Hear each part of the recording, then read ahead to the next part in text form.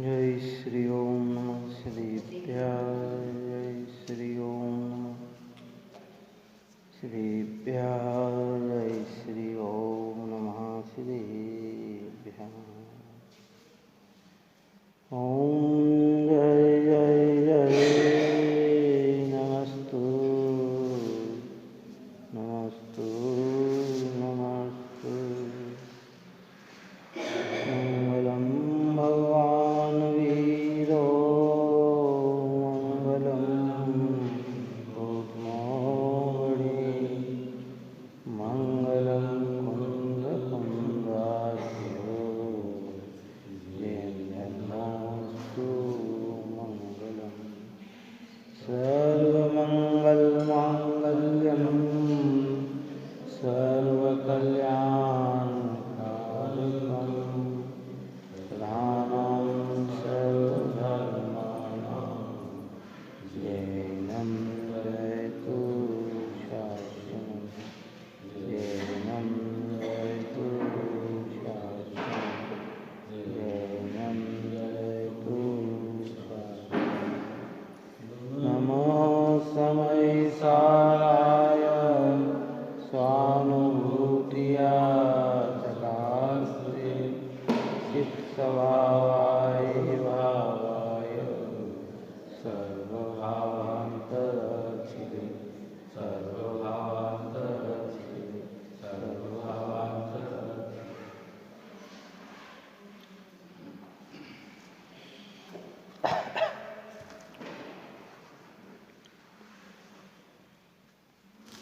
इंद्राधिकार चल रहा है।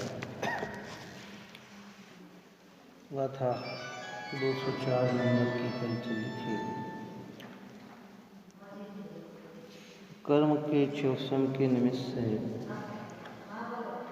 ज्ञान में भेद होने पर भी उस ज्ञान के स्वरूप का विचार किया जाए तो ज्ञान एक ही है।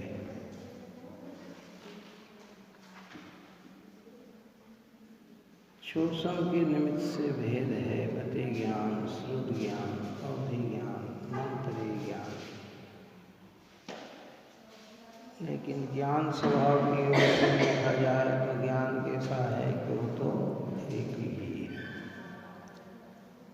गाथा अपनी हुई थी, टीका चल रही है। देखिए वापस प्रारंभता से टीका। आत्मा वास्तव में परमार्थ परम पदार्थ है। परमार्थ का मतलब परम पदार्थ, उत्कृष्ट पदार्थ, श्रेष्ठ पदार्थ। समय की व्याख्या करते हुए भी समय के साथ जो सार शब्द का प्रयोग किया गया कि समय कहने से तो सारे पदार्थ आए, लेकिन सार कहने से सारे पदार्थों का राजा जो है वो जीवराज है। और जब समय का अर्थ आत्मा लिया गया तो उसमें सार का अर्थ निकाला शुद्धात्मा। ऐसे कह रहे हैं कि ये आत्मा जो है ना वास्तव में परम पदार्थ है। ओरिजिनलता में देखा जाए तो ये बहुत बड़ी निधि है। और वह आत्मा ज्ञान है और आत्मा एक ही पदार्थ है, इसलिए ज्ञान भी एक ही पद है। यह जो ज्ञान नामक एक पद है सो ये परमार्थ स्वरूप साक्षात मोक्ष का उपाय है। बस मोक्ष का उपाय एक ज्ञान नामक पदार्थ है।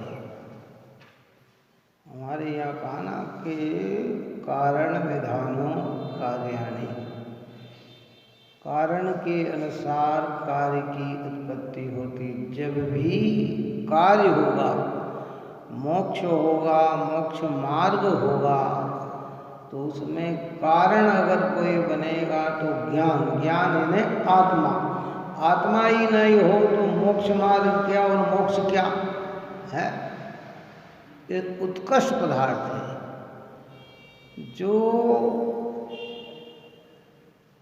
नियत है, जो एक है, जो नित्य है, जो अव्यभिचारी है, ऐसा जो स्वरूप आत्मा का है ना, वो ही वास्तविकता में मोक्ष का कारण है। उस एक में ही सब समाया है।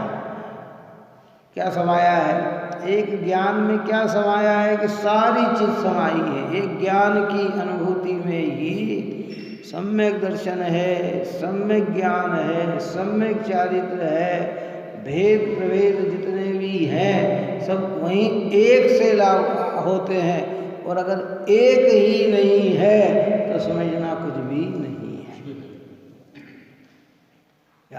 क्या कह रहे हैं? देखो क्या यहाँ मति ज्ञान आदि ज्ञान के भेद इस एक पद को नहीं भेदते, किंतु वे भी इस एक पद का अभिनंदन करते हैं, समर्थ करते हैं।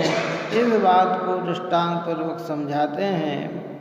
जैसे इस जगत में बादलों के पटल से ढका हुआ सूर्य, जो कि बादलों के विघटन बिखरने के अनुसार प्रखरता को प्राप्त होता है, उससे सूर्य के प्रकाश करने की हिनादिकता रूप भेद उसके सामान्य प्रकाश स्वभाव को नहीं भेदते। को नहीं भेदते? बादल के आ जाने से, बादल के कमजोर हो जाने से, बादल के छट जाने से सूर्य का सामान्य प्रकाश तो जो का त्यों है।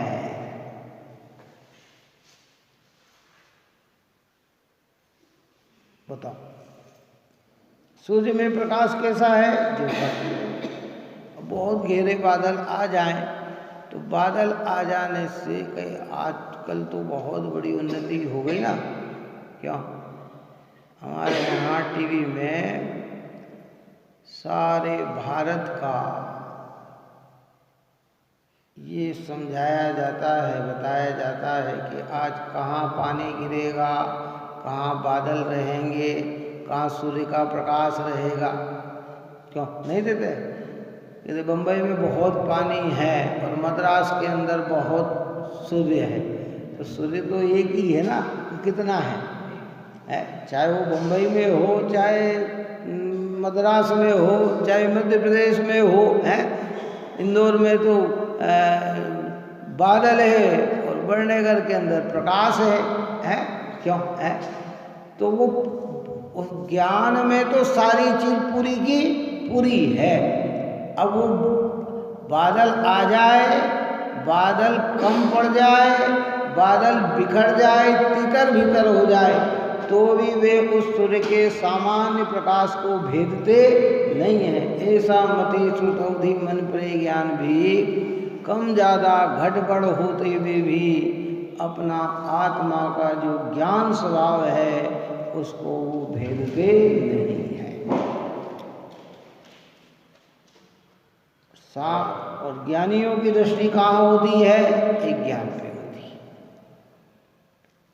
ज्ञान यानी आत्मा, आत्मा कहो, ज्ञान कहो, इसमें किसी भी प्रकार का अंतर नहीं है।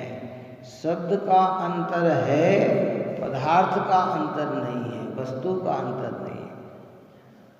अपन ने पहले दृष्टांत दिया था कि एक ही पदार्थ को, जैसे गेहूं हो, ज्वार हो, हमारी सब्जी में आल हो, दूसरी जगह है, कहीं उसका नाम दूसरा है, यहाँ उसका नाम दूसरा है। क्यों? तो वस्तु में क्या अंतर हो गया? कि वस्तु में तो कुछ नहीं है, वस्तु तो जो कि त्यों है। तो आगे आएगा जब हम इसके समय साल खत्म करके, पूर्ण करके, गाथा 415 पूर्ण हो जाएगी और उसके बाद इसके जो 46 शक्तियों का वर्णन आएगा और तत् अतत् के बोल आएंगे, सत असत के बोल आएंगे, उनमें आत्मा और ज्ञान में किसी भी प्रकार का कोई भेद नहीं है। ज्ञान को हो यानी आत्मा, आत्मा को हो यानी ज्ञान, ज्ञान और आत्मा एक ही पदार्थ है, अलग अलग नहीं है, है ना? भेद करते हैं तो समझ में आता है, लेकिन सामान्यता में कोई पहले एक और दृष्टांत दिया था कि पुराने समय के अंदर आज भी है, कई जगह गाँवों में भी मिल सकती है कि पहले आरसीसी छत नहीं होती थी, पतरे लगते थे। क्या लगते थे? ऊपर छत पे पतरे लगे और पतरे में छेद हो जाता था। क्या हो जाता? कहीं इतना बड़ा छेद है, कहीं इतना बड़ा छेद है, कहीं इतना बड़ा छेद है, कहीं बड़ा छेद है। अब वो सूर्य की रोशनी सामान्य छेद में से आती, वो इतनी सी आती, बड़े में इतनी बड़ी आई, पर वो सब रोशनी है किसकी? एक सूर्य की है ना। तो ये मति ज्ञान, श्रुत ज्ञान, अवधि ज्ञान, मन प्रेय ज्ञान, ये जितना जितना किसी के पास मति श्रुत ज्ञान है तो वो भी आत्मा का ही है। अवधि ज्ञान, मन प्रेय ज्ञान है तो वो भी आत्मा का है। तो वो कोई सामान्य आत्मा के स्वभाव को भेदते नहीं है। वो किसको बतलाते हैं? कि वो आत्मा को ही बतलाते हैं। इसलिए ज्ञान की अनुभूति ही, ज्ञान में अपनापन जोड़ना ही, ज्ञान का ही स्वामी बनना, ज्ञान का ही कर्तृत्व रखना, ये सारी भोक्तत्व रखना, ये सब मोक्ष का मार्ग है। ज्ञान के अलावा अन्य गए तो कहते हैं यही सब संसार का मार्ग है। देखो कहते हैं क्या है, बिखरने के अनुसार प्रकटता को प्राप्त होता है, उसे सूर्य के प्रकाशन की प्रकाश करने की हीनादिकता रूप भेद उसके सामान्य प्रकाश स्वभाव को नहीं भेदते। इसी प्रकार कर्म पटल के उदय से ढका हुआ आत्मा, जो कि कर्म के विघटन चोपसम के अनुसार प्रकटता को प्राप्त होता है, उससे ज्ञान की हीनादिकता रूप भेद उसके सामान्य ज्ञान स्वभाव को नहीं भेदते, प्रत्युत उल्टे उसका अभिनंदन करते हैं। अब देखो वो किरणें आ रही है ना, वो किरणें ने उस सूर्य का अभिनंदन किया। छोटी सी किरण है, वो किसको बता रही है? ये सूर्य को बता रही है, वो सूर्य को बता रही है। जब घड़ी नहीं चलती थी, घड़ियों होती भी थी तो बिरले जगह होती थी, तब सूर्य की किरणों के आधार से ही समय का निर्धारण किया जाता है। काय का किया जाता है? घर के चौंगाने में, अरे उठ जाओ भैया 8 बज गई, 5, ये सूर्य, ये ऐसा मतलब बताया ये जाता था। क्यों? तो वो किरणें किसको प्रकाशित करती थी? इस सूर्य को प्रकाशित। ये ज्ञान किसको प्रकाशित कर रहा है? ये कम ज़्यादा भी ये इस शुद्धात्मा को ही प्रकाशित कर रहा है, क्योंकि ये जो किरण निकल रही है ये आत्मा में से ही निकल रही है। कहाँ निकल रही है ना? प्रत्येक बात बस खाली इतनी है कि आत्मा में से निकलकर आत्मा की महिमा नहीं कर रही है, इसलिए अज्ञान के खाते में चली जाती है। और ये आत्मा में से निकल अगर आत्मा की महिमा गाए तो यही सम्यक ज्ञान कहलाती है। और ये सम्यक ज्ञान, ज्ञान ही मुक्ति का मार्ग है, यही मोक्ष दिलाने वाला, क्योंकि ज्ञान का रस आत्मा का रस है, और जिसे आत्मा में रस आए वह मोक्ष मार्ग को प्राप्त होता है। क्या? प्रत्युत उल्टे उसका अभिनंदन करते हैं। इसलिए जिसमें समस्त भेद दूर हो हुए हैं, ऐसे आत्म स्वभावभूत एक ज्ञान ही अवलंबन करना चाहिए।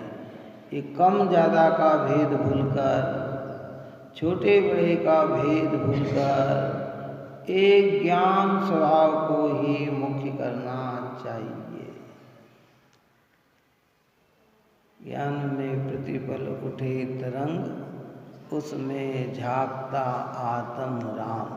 अरे आबाल गोपाल सभी सुलभ अभिराम। ये आल बाल गोपाल, आल यानी अज्ञानी, बाल यानी ज्ञानी, गोपाल यानी भगवान, सबकी परिणति में निरंतर ये ज्ञान की किरणें उड़ती है। अंतर इतना है कि आल अज्ञानी पहचानता नहीं, बाल यानी वो पहचान लेता है इसलिए अपनापन ज्ञान में जोड़ता है, और गोपाल उस ज्ञान में पूरी तरह से लीन हो जाते हैं। गोपाल यानी भगवान। अर्थ समझ में आया? ऊपर निकल चुका है कलश अपना। आल बाल गोपाल सबको निरंतर भगवान आत्मा ही अनुभव में आता है, ज्ञान ही अनुभव में आता है। ज्ञानी हो अज्ञानी हो, अज्ञानी को अनुभव अपना ही आ रहा है लेकिन उसे पता नहीं। आता किसका अनुभव है? उसको अपना ही आ रहा है लेकिन उसको पता नहीं। ज्ञानी को अपना ही अनुभव आ रहा, पता लग जाता है, पर अभी उसमें स्थिरता नहीं आती। और भगवान को पता लगने के साथ स्थिरता भी आ जाती है, तो वो निरंतर काय का वेदन करते हैं? ये ज्ञान का, आत्मा का ही वेदन करते हैं। सूक्ष्म ज्ञान कमी था, ज्ञान स्वभाव में कमी नहीं थी, उनके समझने में कमी थी, स्वभाव में कमी नहीं थी। और स्वभाव में अपनापन जुड़ा हुआ था तो इतना न समझते हुए भी केवल ज्ञान को प्राप्त हो। हमारे ज्ञान में कमी नहीं है लेकिन हम समझते कुछ नहीं है, और जो समझ रहे हैं वो आत्मा के लिए कोई प्रयोजनवान नहीं है,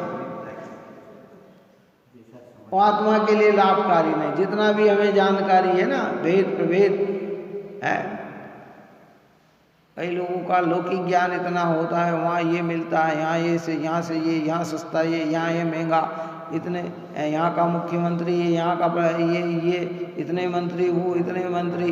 ये सब ज्ञान होने पर भी, एक दूसरे के रिश्तेदार को जानने पर भी, ये ज्ञान तेरे लिए कोई प्रयोजनवान नहीं है,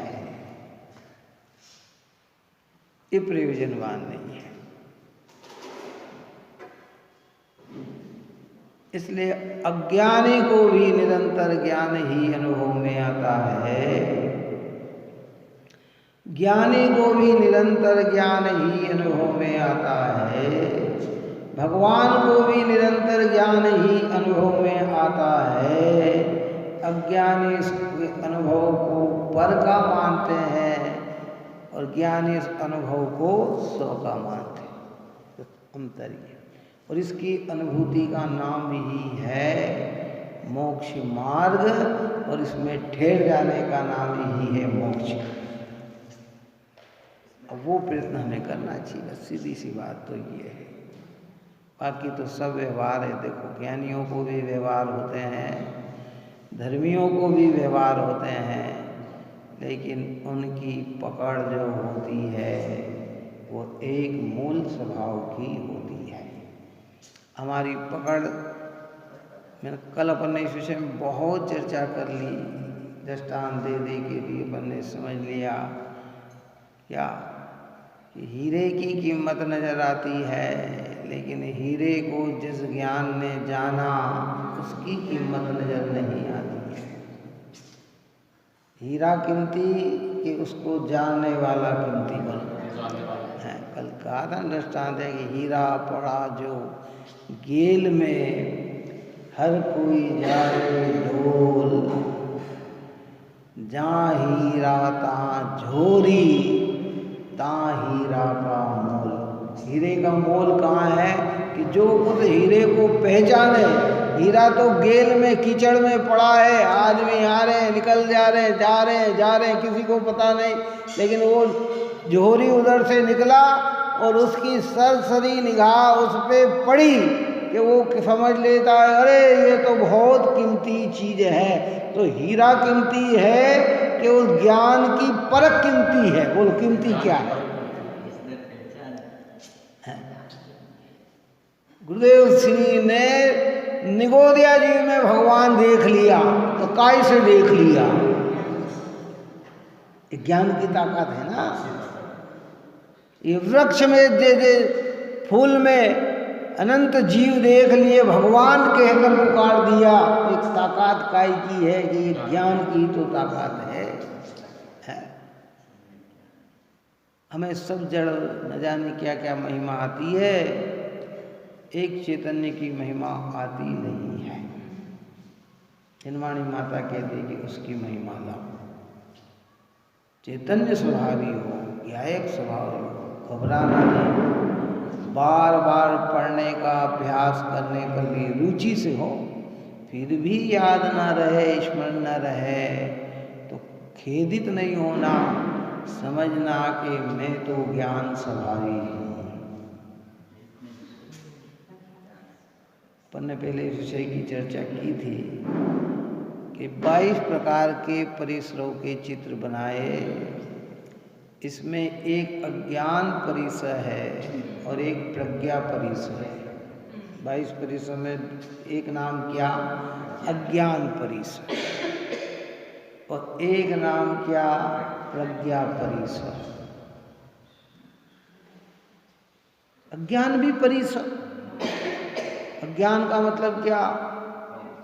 कि पढ़ने पर सुनने पर भी याद न रहे तो ज्ञानी मुनिराज को खेद नहीं आता है, वो दुखी नहीं होते। बात सुन, ये तो उन्होंने अज्ञान परिसर को जीता है। दूसरा प्रज्ञा परिसर, बहुत ज्ञान विशाल हो जाए, मन प्रे ज्ञान तक भी आ जाए तो भी कभी उसका अभिमान नहीं आने देते हैं। ये प्रज्ञा परिसर को जीतते हैं। हमें याद न रहे तो दुखी, याद आ जाए तो अच्छा मान, अरे मैं तो सबसे श्रेष्ठ हो गया। सामान्य ज्ञान का ये दोनों उल्लंघन नहीं करते।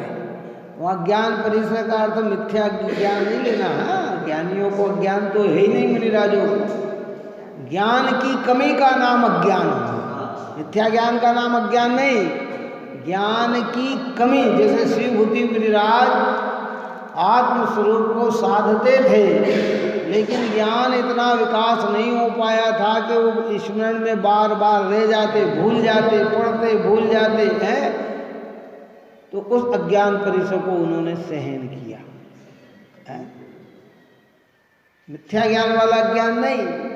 हाँ, ज्ञान की कमी का नाम है अज्ञान।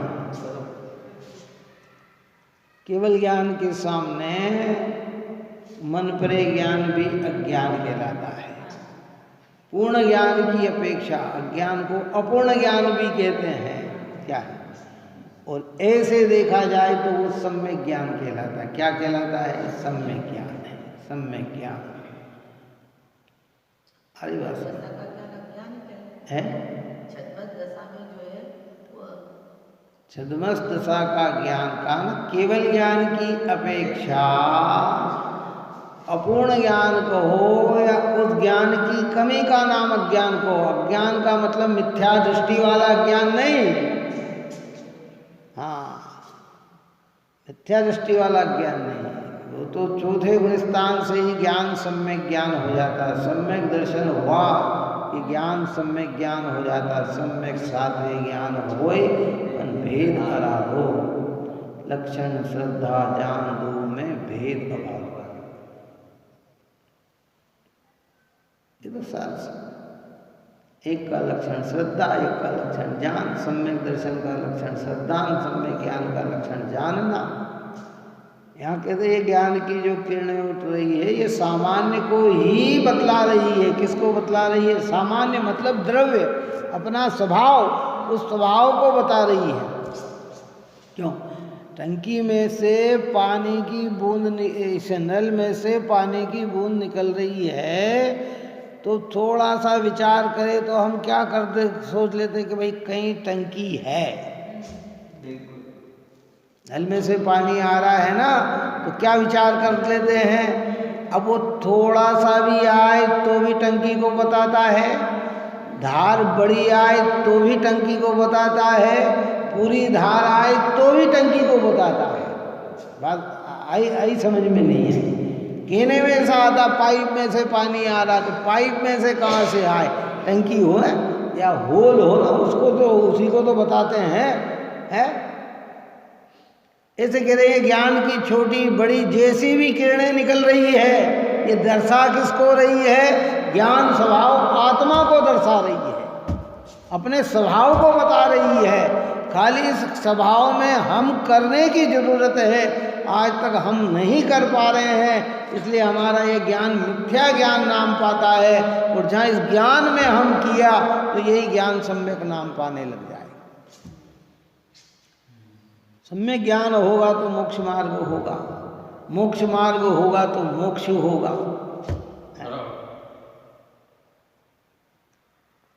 कहाँ चर्चा कर रहे हैं अपन? ये निर्जरा अधिकार में, निर्जरा अधिकार ज्ञानियों को ही होती है। निर्जरा किसको होती है? ज्ञानियों को ही। आप हमारे निर्जरा, लेकिन कैसे निर्जरा करें इसका स्वरूप समझकर हम प्रयत्न करें तो हमारी परिणति में भी ये भाव उत्पन्न हो सकते हैं। ज्ञानी के तो होते ही प्रतिफल होता है। इसलिए यहाँ ये कहते हैं कि भाई, इसलिए जिसमें समस्त भेद दूर हो गए से आत्म स्वभावभूत ज्ञान ही अवलंबन करना चाहिए। उसके अवलंबन से ही निज पद की प्राप्ति होती है। किसके अवलंबन से? उस ज्ञान स्वभाव आत्मा के अवलंबन से ही निज पद की प्राप्ति होती। प्राप्ति होने का मतलब क्या? वो है तो सही, लेकिन हमें मिल गया, उसको कहते हैं प्राप्ति हो गई।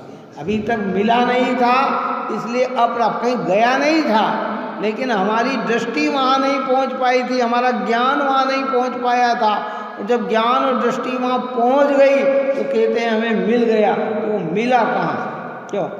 सारे जी ने किताब अपने उसमें कहा ना कि कोई वस्तु हम कहीं रख के भूल गए तो हम कह रहे साहब वस्तु घूम गई, वस्तु घूम गई। वस्तु घूम गई कि उसका ज्ञान घुमा? बोलो घुमा क्या?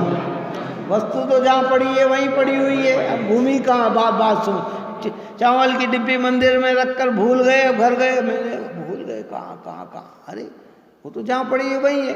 और जैसे ही ख्याल आ गया तो क्या वस्तु मिल गई? कि वस्तु मिल गई कि क्या? वो तो जहाँ थी वहीं थी, है? ऐसे हम आत्मा के स्वभाव को भूले हुए हैं तो कह रहे घूम गई आत्मा, घूम गई। आत्मा कहाँ घूम गई? आत्मा तो जो है वहीं है। और जैसे ही ख्याल आया तो क्या आत्मा मिल गई? कि मिली कहाँ? वो तो जहाँ थी वहीं है।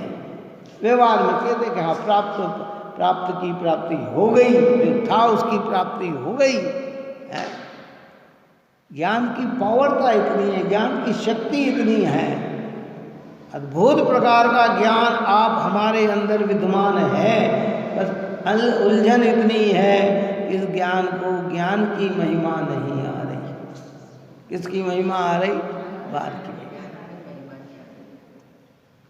जैसे लोक व्यवहार में कहते हैं कि घर का व्यंजन कितना ही अच्छा बने, पर जिसकी बाहर खाने की आदत हो गई उसको वो व्यंजन अच्छा नहीं लगता। उसको तो क्या अच्छा लगता है? वहाँ बैठ कर वहाँ खाना, ये खाना, ये खाना है?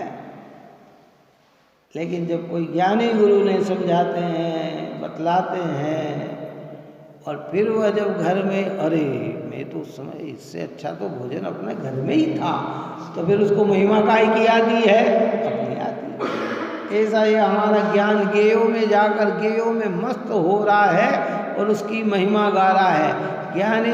हाँ, जबकि वास्तविक महिमा तो आत्मा को जानने में है।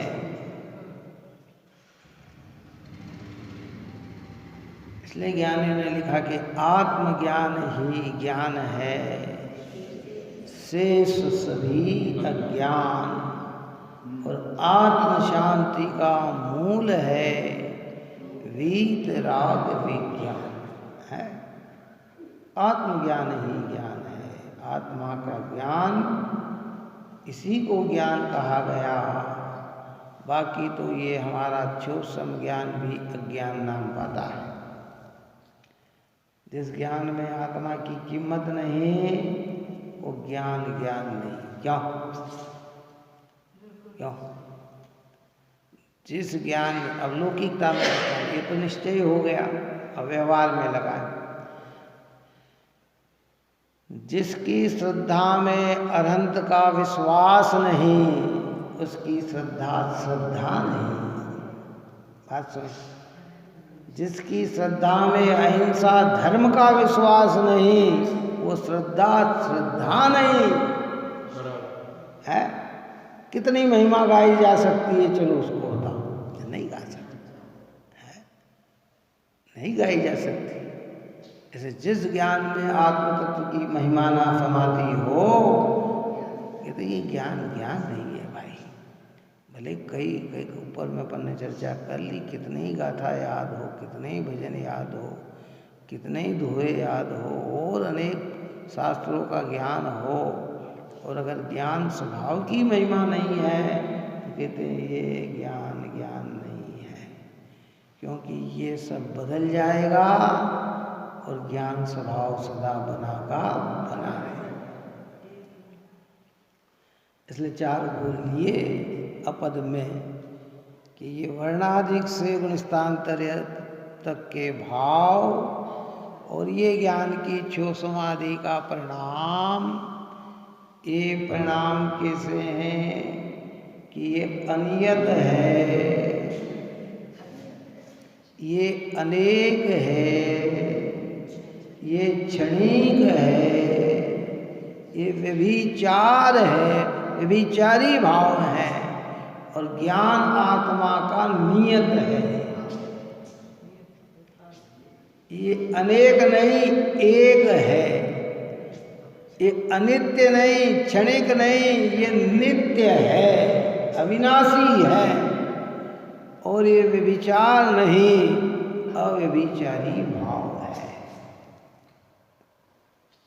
किसकी महिमा गाई जा रही? अपने चैतन्य स्वभाव की महिमा है। देखो, बार बार महिमा गाने से ही वस्तु प्रकट होती है भाई। लोक में कहते हैं ना कि भैया हमें शिखर जी जाना है, गिरनार जी जाना है, अन्य क्षेत्र जाना है, तो बार बार भावना भाते हैं तो वहाँ जाने का भाव बनता है। जैसे कहते ज्ञान की बार बार भावना भाव, तो ज्ञान पकड़ में आता है। अब भावना ही नहीं भाए तो फिर कहाँ पकड़ में आता है? आया समय चला गया। और संगी पंचेंद्री में ही इस ज्ञान को अनुभूत करने का अवसर मिलता है, असंगी पंचेंद्री तक कहीं तक अवसर नहीं है। एक इंद्री से 5 इंद्री असंगी तक तो ज्ञान की अनुभूति का अवसर ही नहीं है।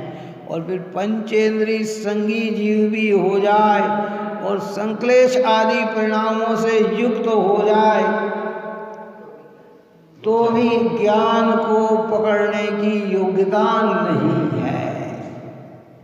एक योग्यता बनती है मंद भावों में, सरल भावों में, सच्चे देव शास्त्र गुरु के निकट आने पर अब इसका उपयोग कर लें तो कर ले, नहीं तो ये समय भी चला जाएगा। वो कहा ना कि भाई बिजली की चमचमाहट में तू सुई में धागा डाल दे तो डाल दे, नहीं तो ये समय भी निकल जाएगा। ये मनुष्य जीवन ऐसा ही है। ये जैन धर्म हमारा ऐसा ही है। ये जिनवाणी माता हमारी ऐसी है। यहाँ अगर हमने सम्यक्त का धागा डाल दिया तो भैया अष्टपहौड़ के सूत्र पहौड़ में दृष्टांत दिया ना आचार्य भगवंत ने कि सुई अगर घर में पहले तो आंगने रहते थे, ये तो था नहीं, टाइल्स पत्थर आंगने रहते थे, लीपन छापन आया और एकदम गारे में सुई गिर गई तो हम ढूंढते रहते कहाँ गिरी, कहाँ गिरी, कहाँ गिरी, कहाँ गिरी, कहाँ गिरी। कठिन थी, लेकिन उस सुई में अगर धागा पिरोया हुआ होता, क्या पिरोया होता, तो मिलने में कितनी देर लगती, सहजता से।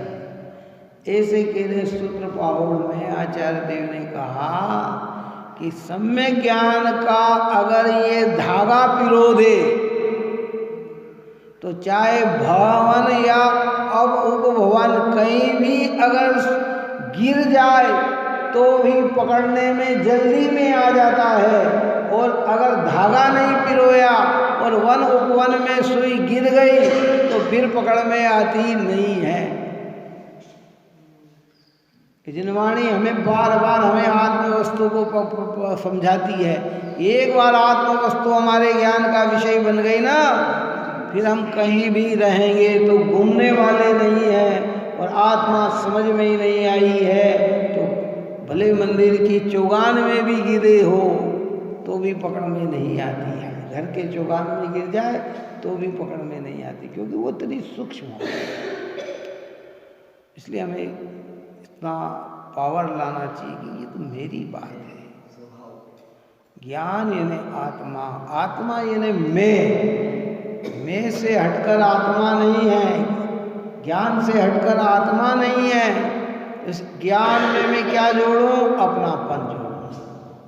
देखो निर्जरा अधिकार का सार और वास्तविक ये गाथाएं जो आ रही है, अभी आगे 2 गाथाएं और, वैसे तो सारी गाथा की महिमा गाएं, कोई कमजोर नहीं है, लेकिन फिर भी आने वाली गाथा बहुत ही उत्कृष्ट गाथा है, जिसमें हमें अपने में ही संतुष्ट तृप्त रहने की प्रेरणा देते हैं, इसी की रुचि की प्रेरणा देते हैं, है ना। तो यहाँ ये बात कहते हैं कि भाई अवलंबन करना है, इसके अवलंबन से ही निजमत की प्राप्ति होती है, भ्रांति का नाश होता है, आत्मलाभ होता है, अनात्मा का परिहार होता है, सिद्ध है। जो अनात्मा है उनसे दृष्टि हट जाती है। परिहार का मतलब त्याग, त्याग का मतलब उस वो मैं नहीं हूँ ऐसी मान्यता बन जाने का नाम ही त्याग है। दृष्टि का त्याग और चारित्र का त्याग, 2 प्रकार के त्याग, एक दृष्टि का त्याग और एक चारित्र का त्याग। चारित्र के त्याग में वस्तु छूटती है, दृष्टि के त्याग में मान्यता छूटती है। चारित्र के त्याग में क्या होता है, वस्तु भी छूट जाती है। जैसे मुनिराज भगवंत ने मकान, दुकान, खेत, खलियान, स्त्री, पुत्र सबको छोड़ दिया है। सम्यक दृष्टि ने इन्हें अपना मानना छोड़ दिया। बात समझ में आई कि नहीं आई? जो अपना मानना छोड़े और क्रम क्रम से ये भी छोड़ दे तो दृष्टि भी पवित्र और चारित्र भी पवित्र। लेकिन जो अभी छोड़ नहीं पा रहे हैं और अपना मानना छोड़ दिया है तो उनकी दृष्टि पवित्र है। सम्यक दृष्टि का मतलब है दृष्टि की पवित्रता, निर्मलता। 83 लाख पूर्वांग तक आदिनाथ भगवान गृहस्थ जीवन में रहे, लेकिन दृष्टि में एक भी उनमें नहीं बसा। भरत जी इतने वर्षों तक 6 करोड़ वर्ष, 6 करोड़ पूर्वांग तक चक्रवर्ती रहे, लेकिन एक में भी अपनत्व नहीं जुड़ा। और जहाँ राग भी टूट गया तो फिर तिल तुस मात्र भी नहीं रखकर नग्न दिगंबर हो गए। इसको कहते हैं 6 करोड़ पूर्वांग। 6 करोड़ वर्ष ही इतने ज्यादा हो जाते हैं तो 6 करोड़ पूर्वांग किसे कहा जाएगा? पूर्व से बनता है पूर्वांग।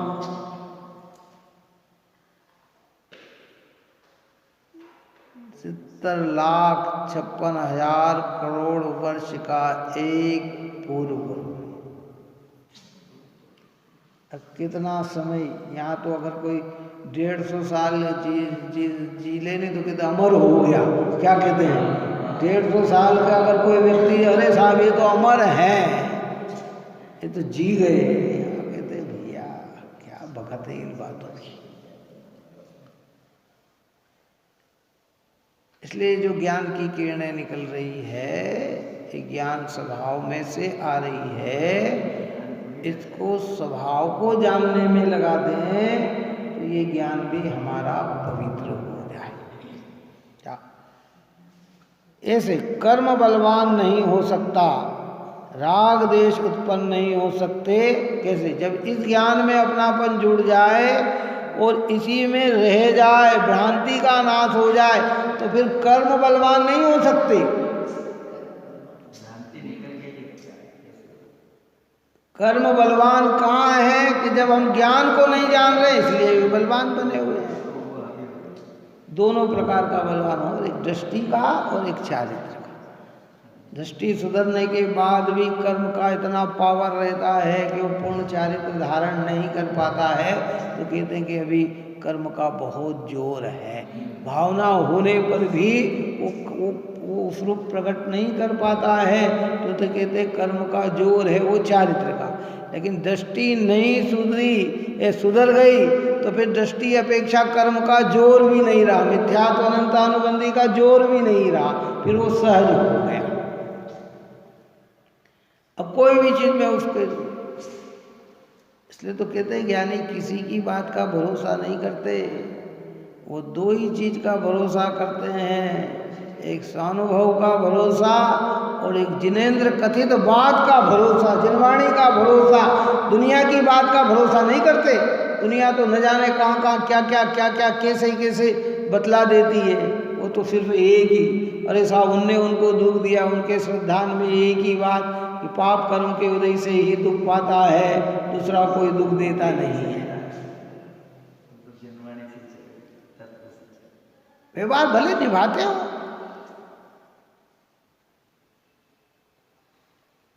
हम कहते हैं सारे संसार ने हमें बहुत पीड़ा पहुंचा दी। किसी संसार ने पीड़ा नहीं पहुंचाई हमको, और न पहुंचा सकते हैं। अगर हम पीड़ित हैं, अगर हम दुखी हैं, अगर हम तकलीफ में हैं, तो हमारे अज्ञान के कारण है, पर हमारे लिए दुख का कारण है ही नहीं। अनुभव में भी ऐसा ही आता है और जिन वचनों में भी ऐसा ही आता है। बताओ, राजकुमार मुनिराज ने कितना विप्र को दोष दिया, ब्राह्मण को, ससुर को कितना दोष दिया, और वो अग्नि जलाना भी उनके लिए दुख का कारण बना क्या? नहीं बना। इस तो दृष्टांत ऐसे बहुत सेठ सुदर्शन हो, ग्रस्त जीवन के दृष्टांत अनेकों पड़े हैं। रामचंद्र जी को भोजन करते करते उठा दिया, अशब्द बोले, कितना दुख हुआ उनको, कितनी पीड़ा हुई उनको? नहीं हुई। हाँ, लक्ष्मण कुपित तो हुआ तो उसे संबोध दिया भाई है। ये काय का पावर आया? ये ज्ञान की पावर का है, ज्ञान की सामर्थ्यता है। राजा पुत्र को चोर का आरोप आया तो भी आप दुखी नहीं हुए वारिसेन, तो किसका पावर आया? सेठ सुदर्शन शीलवंत व्यक्ति, झूठा आरोप आया तो भी आकुलता नहीं हुई, तो काय का।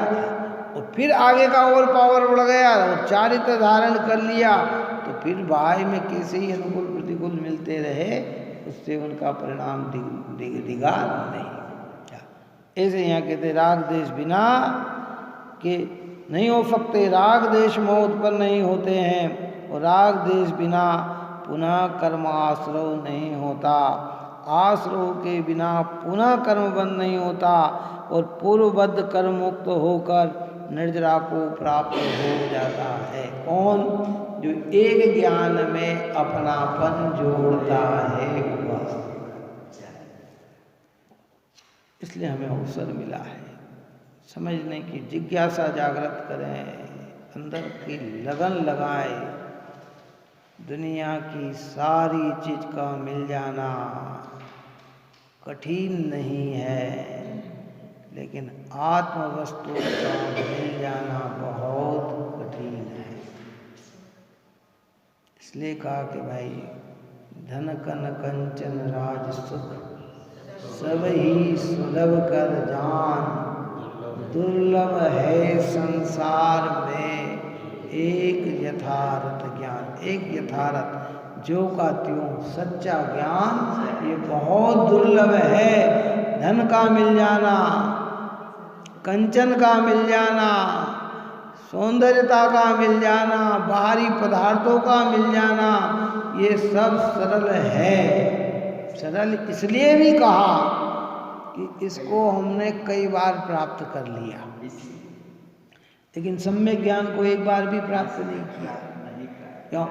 अभी हमारे ज्ञान में नहीं है कि हमने प्राप्त किया। आचार्य से पूछो तो कहते आचार्य कि तू भैया कई बार तूने नफरत रिद्धि प्राप्त की, राजा बना, तू कई बार स्वर्गों का देव बना है। क्यों? श्रेष्ठ पद को प्राप्त हो गया, तो ये कई बार इसलिए सुलभ है। लेकिन एक बार भी शास्त्र में ऐसा नहीं लिखा कि तूने आत्मा को प्राप्त कर लिया। अगर आत्मा को प्राप्त कर लिया तो मोक्ष मार्ग मिल गया, और जिन्हें मोक्ष मार्ग मिल गया उन्हें मोक्ष की प्राप्ति नहीं हमसे होगी। किरण संसार होंगे कहाँ? भव में उन्हें भटकना कहाँ है? इसलिए ज्ञान की महिमा को जानो। ज्ञान ही आश्रयों को रोकेगा, ज्ञान से ही संवर होगा, ज्ञान ही निर्जरा का हेतु होगा। इसलिए ज्ञान ही मोक्ष का मार्ग है। अब इस ज्ञान में सारी चीज छिपी हुई है। एक शब्द में अनेक अर्थ होते हैं। इसलिए जब ज्ञान की लगन लगती है और अनुभूति होती है तो सबसे पहले सम्यक्त्वाचरण आचरण प्रकट हो जाता है, जिसको कहीं जगह स्वरूपाचरण भी कहा। स्वरूप का आचरण, चरना रमना स्थिर होना, इसका नाम है चारित्र। ज्ञान में रुकाना, इसका नाम चारित्र है। फिर और पुरुषार्थ बढ़े तो फिर एक देश चारित्र प्रकट हो जाता है। अनुव्रत आदि परिणति में आ जाते हैं, प्रतिमा आदि परिणति में आ जाते हैं, और बड़ा तो सकल चारित्र आ जाता है, मुनि दशा आ जाती है, और पूरी तरह से स्थिर हो जाए तो फिर यथाख्यात चारित्र जन्म ले लेता है। और ज्ञान में स्थिर ही नहीं हो तो फिर अज्ञान ही है, आश्रय ही है, कर्म बंधन ही है, मोक्ष मार्ग से दूर ही है। हमें प्रयत्न करना चाहिए। देखो, जो आप ब्रह्म क्रिया कर रहे हैं ना, वो क्रियाएं बंद नहीं करना, लेकिन उसमें सम्यक आराधना करना। नहीं तो कहते साहब आपने तो बहुत अच्छा कह दिया, ज्ञान की बात कह दी, तो सब कह रहे नहीं भाई, ये तो जहाँ अंतरंग परिणाम सरल होते हैं तो बहिरंग में सहज रूप से ऐसी वृत्ति दिखती है। अज्ञानी वृत्तियों में मस्त होते हैं, ज्ञानी ज्ञान स्वभाव में मस्त होते हैं। बस इतनी सी बात। हम पूरा जोर बाहर पदार्थ को दे देते हैं, ज्ञानी का पूरा जोर आत्म पदार्थ को दे देता है। बस मेरा चैतन्य भगवान आत्मा, क्योंकि ये सब मेरे, जैसे भी कहा ना कि उसकी सारी किरणें सूर्य को ही बताती है, ये सारी प्रवृत्ति आत्मा को ही दिखाती है।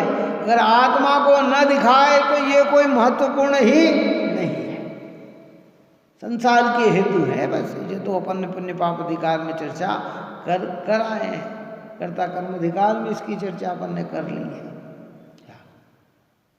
इसलिए गंभीर होकर चिंता नहीं करना। हम तीर्थंकरों की मानेंगे, हम गणधरों की मानेंगे, हम जिन वचनों की जिन ज्ञानियों की मानेंगे, हम अनुभव करके मानेंगे। खाली कहे दिया उसको नहीं मानेंगे, क्योंकि इन सारी बाहरी चीजों में धर्म होता है। तो ये बात तो अन्य मत भी कहते हैं, आप हम कहते तो आश्चर्य की बात क्या होगी? क्यों? वो भी तो यही कहते हैं ना सब, ये करो तो हो जाएगा, ये करो तो हो जाएगा, ये करो तो ये हो जाएगा, तुम ऐसा करो तो ऐसा हो जाएगा। क्या हो जाएगा बताओ? अंतिम बात कह रहा हूं, किसी की आक्षेप नहीं है, खाली समझ के लिए। इस भारत भूमि पर, और भारत भूमि क्या, भरत क्षेत्र पर कितने ही बार बड़े बड़े विश्व शांति यज्ञ हो गए, और आज भी कई लोगों ने विश्व शांति यज्ञ किए। कितनी विश्वों में शांति हो गई? क्या जन्म खत्म हो गए, कि मरण खत्म हो गए, कि रोग खत्म हो गए, कि भूख खत्म हो गई, कि प्यास खत्म हो गई? बोलो क्या क्या हो गया? हुआ कुछ ऐसा है? हुआ क्या? कि नहीं हो सकता। जीव सारे जगत में शांति हो ऐसी भावना कर सकता है, पर सारे जगत में शांति हो जाए, तीर्थंकर जैसे व्यक्ति भी सारे जगत को मोक्ष में नहीं ले जा सके। और ले जाते तो फिर क्या होता? चलो बताओ, आप और हम रहते क्या यहाँ पे? है? उन्होंने सारे जगत को मोक्ष का मार्ग तो दिखाया, मोक्ष मार्ग की प्रक्रिया तो समझाई। अब जिन जिन्होंने उस मार्ग को समझकर उस पे अपना आचरण चालू किया, वे मोक्ष में चले गए, और जो ने भगवान की नहीं मानी वो क्या करे?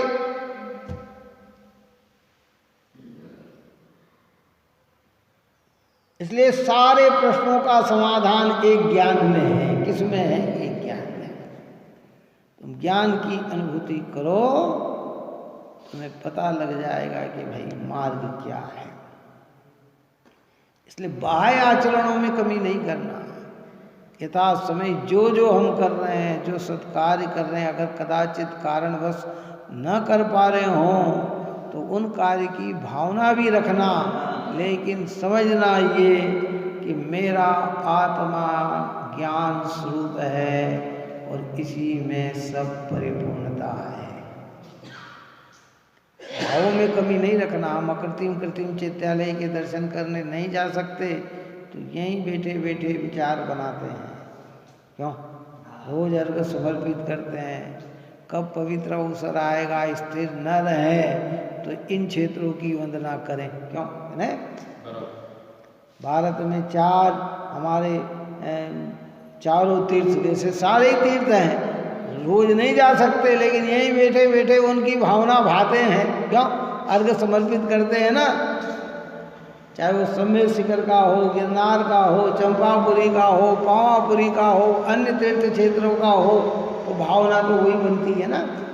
तो वो भी करें, लेकिन इन सब में प्रमुख कौन? ज्ञान। ज्ञान को लक्ष्य में लेकर ये करे तो सोने में सुहागा, और ज्ञान को भूलकर ये करे तो भैया फिर जितना पुण्य का उदय आएगा बस उतना ही है, अज्ञान तो वैसा का वैसा ही बना रहेगा। इस प्रकार की यहाँ ये चर्चा की है, और भी प्रकरण अपना चलेगा। आप और हम सभी जीव निरंतर ऐसे पवित्र देव शास्त्र गुरु की आराधना में रहकर अपने चैतन्य स्वभाव का अनुभव करें, यही मंगल भावना है। सच्चिदानंदे शुद्ध स्वरूपी अविनाशी आत्मस्वरूप, सच्चिदानंदे शुद्ध स्वरूपी अविनाशी आत्मस्वरूप, सच्चिदानंदे शुद्ध स्वरूपी अविनाशी आत्मस्वरूप, निज में बताई यह अनंत उपकार।